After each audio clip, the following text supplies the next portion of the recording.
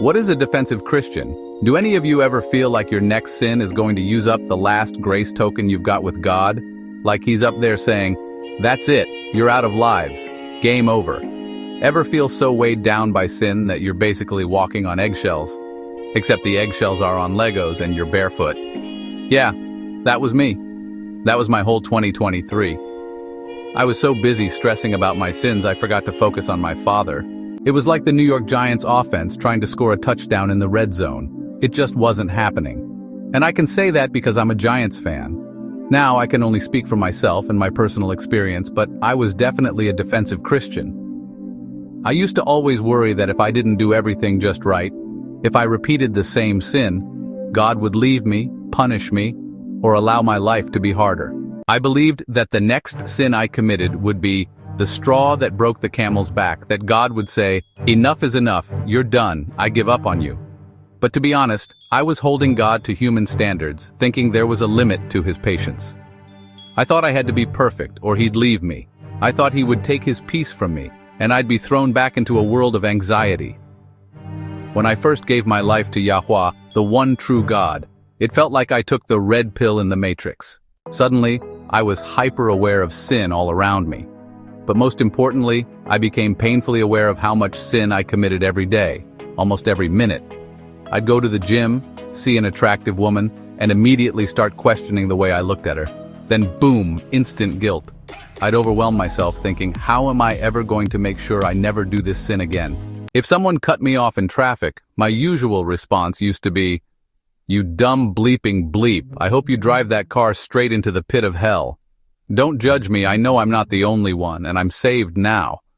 But now that I've given my life to God, it hit me I can't think that way anymore. I can't sit there wishing I was in Grand Theft Auto, imagining myself ramming them off the road into a guardrail just for doing 25 miles per hour in the fast lane during rush hour.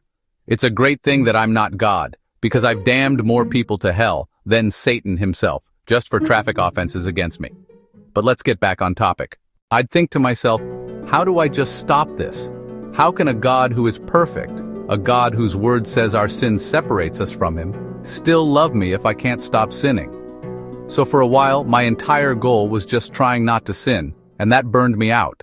I also inadvertently started making my relationship with God transactional. I even tried to avoid sin just to manufacture blessings. I had prayers that only God could answer, and I convinced myself that if I did what pleased him, he'd bless me in return. In other words, I won't do this, so you'll give me that. I'll do this, so you'll give me what I want. But that's not the relationship our Father intended for us. Being a defensive Christian makes faith more legalistic than relational. I spent all of 2023 living like this. I tried not to lust, not to crave alcohol or cigarettes. I tried to do good things like give money to the homeless and help people who came to me with problems. Not for praise by people, but because I knew God saw everything. I'd be like, "Well, God, you saw I gave that homeless man $20. I was only going to give him $5, but I gave him the $20 I had instead. So, can you hook your boy up over here? I'm really out here putting in this work." I believed that by doing good and avoiding bad, he'd bless my finances, give me a home, or send me a wife. But when I learned that I couldn't good deed my way out of a tough season, that I had to just wait on his timing and do kind things simply because it was right, not because I expected something in return, I literally broke down and cried. No joke, I cried and said, "God, I can't do this."